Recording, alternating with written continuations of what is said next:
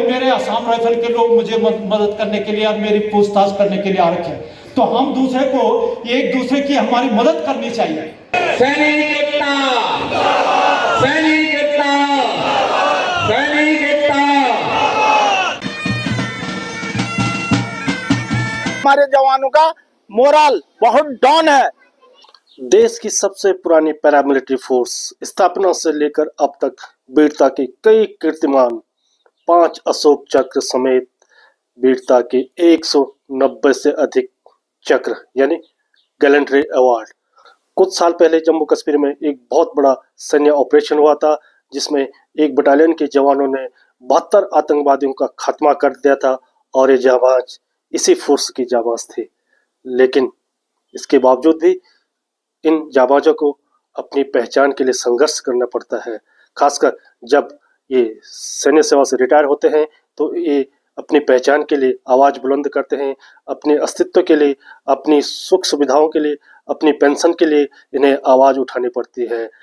जी नमस्कार, मैं हूं प्रदीप हरसवार और बात हो रही है सबसे पुरानी फौज असम राइफल्स की।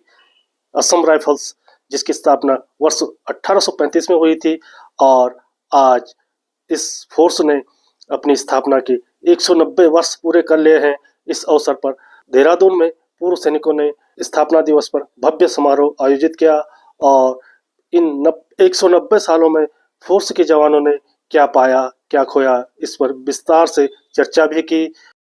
असम राइफल्स की स्थापना के 190 साल पूरे होने पर अरेसा यानी असम राइफल्स पूर्व सैनिक कल्याण संगठन द्वारा देहरादून के कारगी चौक स्थित जेपी प्लाजा में समारोह आयोजित किया गया, जिसमें तमाम पूर्व सैनिकों, वीर नारियों और उनके पारिवारिक सदस्यों ने प्रतिभाग किया। इस अवसर पर वीर नारियों, बुजुर्ग सैनिकों और वीरता पदक सैनिकों को सम्मानित भी किया गया।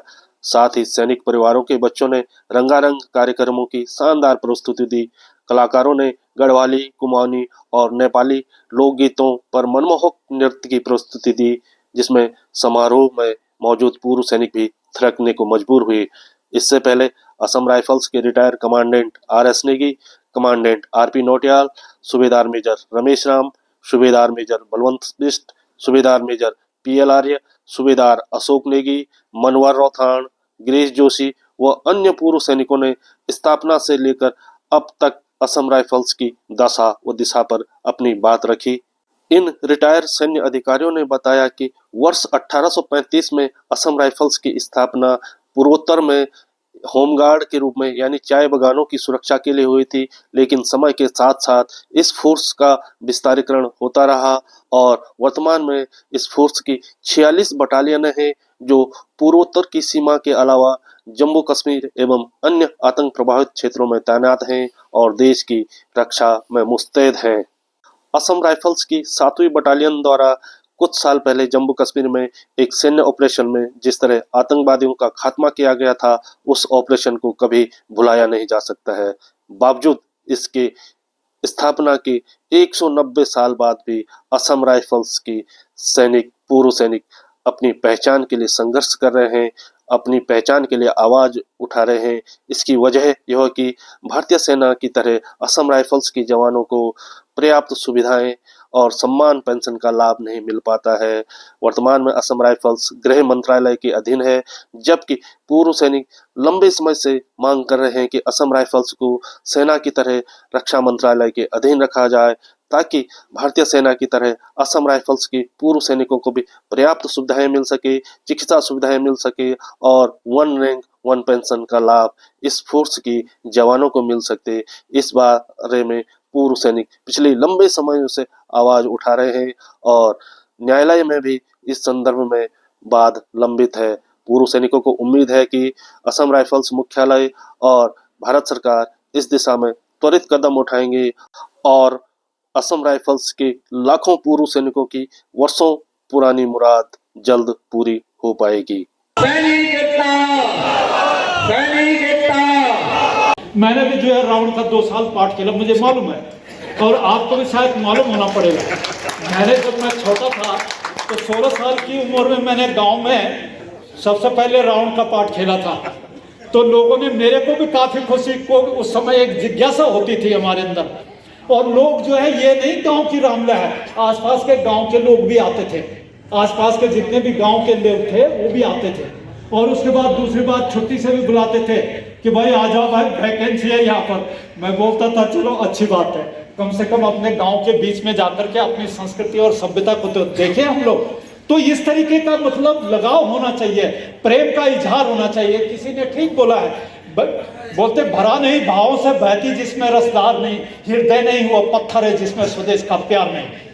ये भावना आपके अंदर और हमारे अंदर, सबके अंदर होनी चाहिए। हमें संगठन की अहमियत का कोई पता ही नहीं, तो क्यों हम ऐसा करते हैं। मुझे तो काफी खुशी है आज कमांडेंट ढोंडियाल सर हमारे बीच में है। वो बहुत दिनों से जो है उजल हो गए थे, तो मैं बोल रहा था ये हमारी बेचैनी थी कि किस तरीके से हमारे सीनियर जो है आएंगे, और मैडम भी आई है साथ में, और मैडम का भी बहुत बहुत दिल से आभार और आपका स्वागत। शासन प्रशासन से हम उसकी गुहार लगाएंगे या हम संख्या बल के माध्यम से आपकी समस्याओं को सॉल्व करने की कोशिश करेंगे।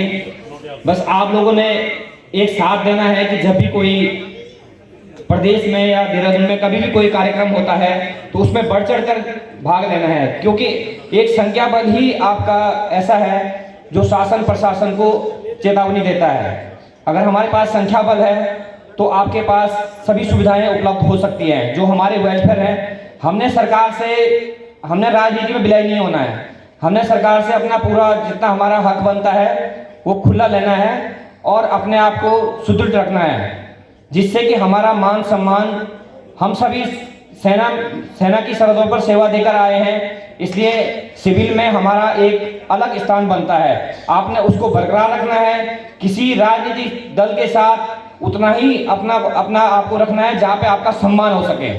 जो जॉलीग्रांट एयरपोर्ट है उस हवाई अड्डे का नाम बदली करके general Bipin Rawat international airport उसका नाम रखा जाए, लेकिन अभी तक उस लेटर का मुझे जवाब नहीं मिला। दूसरा, जो परसों त्रिवेंद्र सिंह रावत साहब आए थे यहाँ पर, बलबीर साहब और मैंने जाकर के वही एक विज्ञापन फिर उनको पकड़ाया है। क्या एक हमारे देश के सबसे प्रथम सीडीएस एक जनरल साहब के नाम से इस हवाई अड्डे का नाम नहीं हो सकता? आप कोई राजस्थान में जाइए, कोई गली ऐसी नहीं है जहां मिनिस्टरों का नाम है, सारे शहीदों के नाम से वो गलियों में नाम है।